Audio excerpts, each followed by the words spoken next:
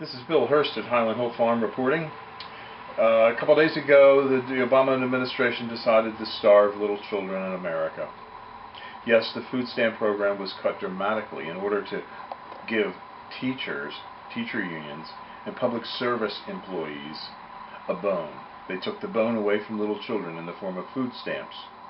41 million people receive food stamps, and they're going to be cut. Their allocation for food stamps will be cut in order to give 160,000 teachers and some municipal workers guaranteed jobs for next year. And this is going to be also bad for the balances of the budgets on these states, because in order to receive that money, the states have to agree to spend more money next year on education. At a time when class sizes should be shrunk and teacher loads should go up, in other words, there should be more students per classroom for each teacher in order to help save money, the federal government is actively taking money out of the mouths of little babies and children in order to give teacher unions their due. Now, this is bad because what it shows is that the Obama administration cares more about a voter and getting a voter and their constituent group behind them than small children who can't vote. Now, maybe a child votes in 20 years or 10 years, but they're not going to vote in the next election. So the Obama administration won't pander to them. So this is another example, a blatant example, of the Obama administration playing politics with little children and their health and their welfare. They talk the talk about wanting everybody to have health and welfare and, be taken care of. But when it comes time to putting food on the table, they take it away. In fact, when it comes time to putting food on the table, Michelle Obama goes over to Spain with so-called 40 friends and 13 limousines and 2 helicopters and probably 400 Marines stationed off the shore to help rescue her if she runs into a problem. And then she tells us, well, she did it because one of her friends' father died. Blame it on a dead dog, for heaven's sake. Do people really believe the bullshit that they put out? Oh my gosh, I just get so upset. But thank you very much for listening. Goodbye.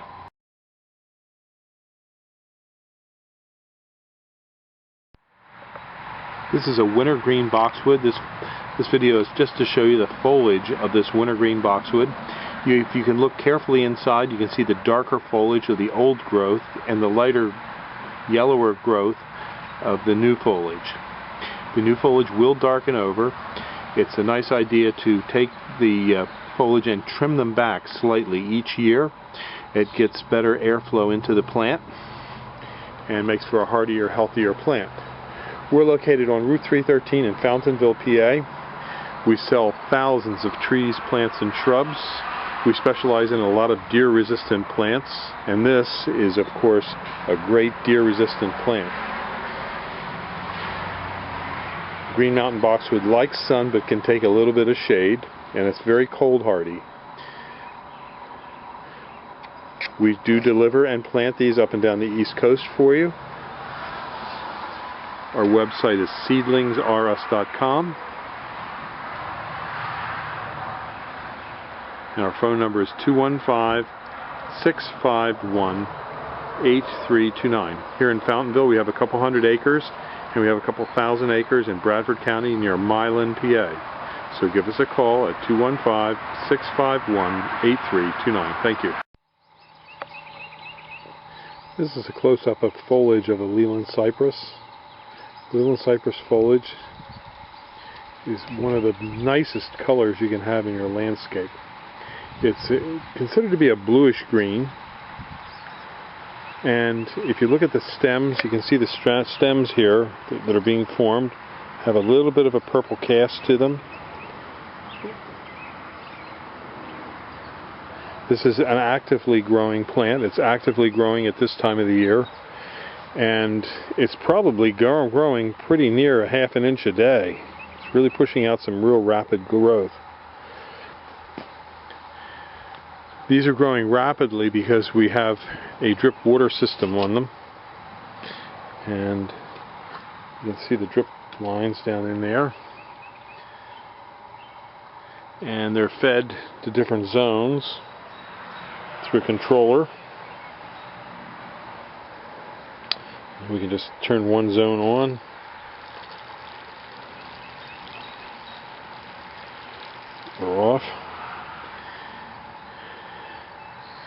These are our 3-foot Leland cypresses at Highland Hill Farm on Route 313 in Fountainville. We have some 4-footers and 5-footers here. We also sell them balled and burlapped. We're located on Route 313 in Fountainville, PA. We're approximately 1.5 miles from Doylestown in Bucks County. And here's some more trees and shrubs and plants that we grow here at Highland Hill Farm. And down yonder you see a bunch of trees and shrubs. There's some beautiful roses here today.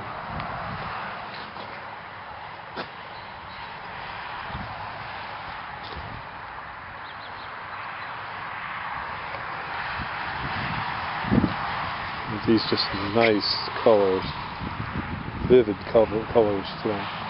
Here's a beautiful orange colored rose. We're located on Route 313 in Fountainville. This is our main office. We have a couple hundred acres here in Fountainville, and we have a couple thousand acres in Bradford County, Bradford County, Pennsylvania. So give us a call at 215-651-8329. Thank you. This is a block of 4-foot Leland cypresses. As you can see, the yardstick goes up to 3 feet, and then there's at least 2 feet on most of the tails of these cypresses. We've got about 500 of them in this block right here. You can come pick them up. Give us a call at 215-651-8329. Thank you. This is the foliage of the Steed's Japanese holly. We're here at Highland Hill Farm on Route 313 in Fountainville, PA. This is a holly that is known for its great color.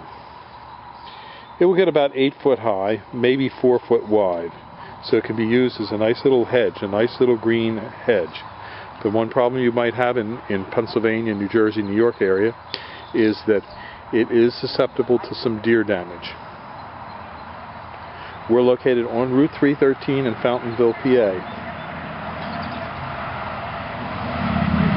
We have thousands of trees, plants, and shrubs for you here at our nursery. Yep. And it has that striking chartreuse foliage, spring-summer.